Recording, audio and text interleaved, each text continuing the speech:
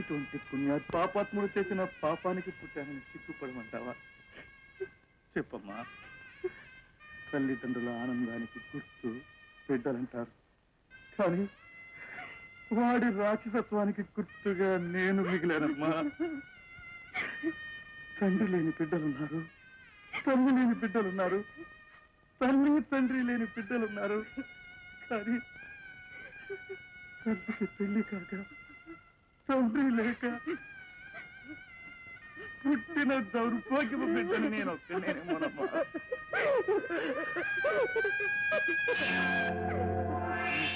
ఒక తండ్రి ఉండాలి, వాడెవరో తెలుసుకోవాలి, వాడి పాపం పండాలి. ఆ రోజే మళ్ళీ కలుస్తాను.